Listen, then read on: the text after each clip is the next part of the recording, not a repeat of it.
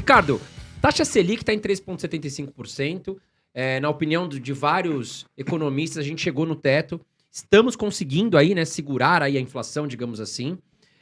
Qual que é a sua visão agora para o investidor de fundos imobiliários? O que muda, né, para o investidor de fundos imobiliários com a taxa em 13,75% e com a tendência de queda? Eu acho que o momento que a gente passa hoje, com a taxa Selic alta, é a melhor coisa para o investidor, na verdade, porque acaba sendo bom para ambos os lados. Quem gosta de renda fixa consegue prefixar uma taxa alta. Quem gosta de renda variável vai comprar barato. Então, essa tendência, chegar nesse topo da taxa Selic, foi um momento, na minha opinião, assim, um gatilho para quem estava esperando, quem estava em dúvida, realmente ir às compras e comprar tanto renda variável quanto renda fixa. Uma coisa importante para os fundos imobiliários, né? Tem uma certa equivalência ali. O movimento da taxa Selic influencia os fundos imobiliários, até pela liquidez. E esse momento da gente conseguir achar um cenário onde a taxa Selic está começando uma rota de queda, é propício, beneficia também os investidores de fundos imobiliários. Foi algo que aconteceu mais ou menos em 2016. Né? Em 2016, o IFIX, que é a grande média dos fundos imobiliários, disparou. Se a gente pegar um período que foi justamente o momento de queda da taxa Selic. Lá para 2016, a Selic estava em torno de 14% ao ano, começou uma rota de queda, mais ou menos um ano depois chegou a 7%, e os fundos imobiliários dispararam. Fez o movimento contrário. Então, a gente pode estar começando a passar por esse cenário novamente. Então, se posicionar em fundos imobiliários hoje pode trazer muito lucro para os investidores. Agora, você sabe que tem muitos investidores que falam assim: ah, eu não vou comprar fundos imobiliários, que fica essa discussão de gira-gira da carteira, que a gente preza que não faça isso. Por quê? A pessoa compra um fundo imobiliário, daqui a pouco ela quer comprar, vender, comprar outro e vender. Só que a gente fala para longo prazo, visão de longo prazo. Porque a gente viu os fundos sofrerem muito na pandemia, principalmente os de tijolo. Uhum. E agora estão retomando. Então, a gente sabe que eles passam dificuldade e depois voltam ao normal, visão de longo prazo. Agora, algo que as pessoas estão se perguntando muito. Estamos vendo a inflação diminuir, né? Também Uhum. estamos vendo aí CDI, Selic, com essa tendência. Como ficam agora os fundos de papel? Ah, ótimo. Os fundos imobiliários de papéis no Brasil serão sempre uma boa opção, tá? Por quê? Eu costumo brincar, né, que o Brasil é o país do pós-fixado. Então, se a gente pegar historicamente taxa Selic, taxa de inflação, o IPCA, sempre são altos, tá? Então, ok, agora está em 13%. Não vai ficar 13% para sempre, a taxa Selic. Mas, historicamente, na casa de 6%, 7%, 8%, a gente pode imaginar. Outro dia eu fiz um estudo, a Selic em 10 anos, se a gente puxar 10 anos para trás, em média é algo em torno de 8%. Tá? Então, é alto. Né? Se a gente comparar com outros mercados, por exemplo, taxa de juros norte-americana não passa de 2% na Sim. média, normalmente. Tá? Então, o Brasil ele é sim o país do pós-fixado. Quando a gente tem alguma surpresa, algo de errado sai no país, na economia, o que acontece com a inflação? Dispara.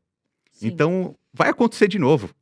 Já aconteceu no passado e vai continuar acontecendo. O Brasil, ele é o país do pós-fixado. Pós-fixado aqui a gente fala em Selic alta, em IPCA alto. Então, eu acho que sempre os fundos imobiliários de papéis vão ser boas alternativas, porque eles são atrelados, os principais contratos ali desses fundos imobiliários têm uma indexação ou à taxa Selic, ao CDI, ou ao IPCA, que é a inflação. Então, se a gente tem um momento agora, como você falou, uma certa deflação, muita gente fugindo de fundos imobiliários de papéis, é o melhor momento para comprar, porque eles vão ficando mais baratos. É muito difícil achar fundo imobiliário de papel barato. Quando acontece, é hora de aproveitar. Aí que vem a pergunta, que a gente gosta de fazer, né, Carol? Cite alguns fundos imobiliários de papel que você gosta, né? E claro, o ideal é que seja barato aqui para os nossos seguidores. E quando você vê aqui a entrevista com o Ricardo, né? Lembrando que a cotação do fundo imobiliário é todo dia, pode ser que mudou. Então, sempre dá uma estudada, a gente sempre ensina vocês, né? Mas a pergunta, Ricardo, é: quais fundos imobiliários, na sua opinião, de papel que estão atrativos agora? Os fundos imobiliários, como você bem disse, tem cotação diária na Bolsa de Valores, vai mudando, embora seja uma classe de ativos um pouco mais estável do que as ações. Por isso que eu até costumo dizer que é uma boa porta de entrada para a Bolsa de Valores, para renda variável. porque os fundos imobiliários são um pouco mais resilientes, né? Eles não têm tanto sobe e desce. Quando a gente fala dos fundos imobiliários de papéis, uma métrica, um jeito de procurar um fundo imobiliário barato é uma métrica que se chama preço sobre valor patrimonial, que funciona muito bem nos fundos de papéis, funciona um pouco pior nos fundos de tijolos, né? Depois a gente pode até falar mais sobre isso. Só que olhando essa métrica do preço sobre valor patrimonial, a gente pode encontrar alguns fundos que estejam ou baratos ou no preço justo, né? Esse é um ponto importante também. Comprar no preço justo já é uma boa compra, né? Não precisa nem sempre ser tão barato assim, né? O que a gente consegue ver nessa métrica? Se ela estiver próximo de 1, quer dizer que esse fundo está no preço justo ou barato. Então, como um exemplo, a gente tem, eu acho que é o maior fundo imobiliário da Bolsa Brasileira, um fundo de papel, é o KNCR11. Tá? E ele está, nesse momento que a gente está gravando esse vídeo, ele está justamente no preço justo. Nessa métrica do PVP, ele está em 1. E ele é um dos fundos maiores, né? Eu gosto de falar sobre esses fundos que têm bastante valor patrimonial, porque eles acabam sendo um pouco mais seguros, né? Mais diversificado, né? Tem diversificação, tem uma boa gestão, né? Porque se é tão grande assim, precisa ter uma equipe grande, né? Então, por exemplo, esse fundo que eu estou citando aqui, o KNCR11, ele é gerido pela Quineia, que é Que é uma das maiores. uma das maiores, se não a maior gestora de fundos imobiliários do país. Então, é um bom jeito de já começar a pesquisar sobre um fundo, né? Se ele tem uma gestão conhecida, né, competente, se ele tem um valor patrimonial grande, Tem caixa, tem caixa, e se ele está no preço justo, é uma boa compra, né? sim. É um bom estudo, como você bem diz, né, Carol? A gente não vai ficar dando dicas de saia comprando um monte de coisa, mas estude para saber o que você pode acompanhar.